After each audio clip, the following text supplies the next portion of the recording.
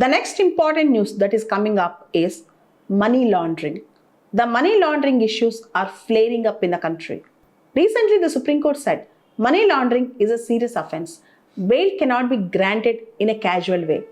Observing that the offense of money laundering posed serious threat not only to the financial systems of the country but also to its integrity and sovereignty and could not be regarded as an ordinary crime. Supreme Court said the courts in India should refrain from taking a casual or cursory approach while granting bail, as it should be given only when the twin conditions are fulfilled.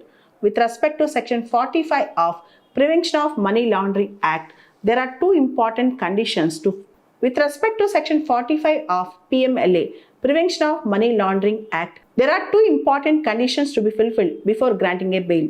Number one, the prosecutor must be given an opportunity to oppose the application for the bail. Number two, the court must be satisfied that there should be reasonable grounds for believing that the accused person is not guilty of such offense and that he is not liable to commit any offense while on bail. Since 2014 to 2024, the Enforcement Directorate in India, which is a premier agency with respect to money laundering cases, have registered only 5,000 cases.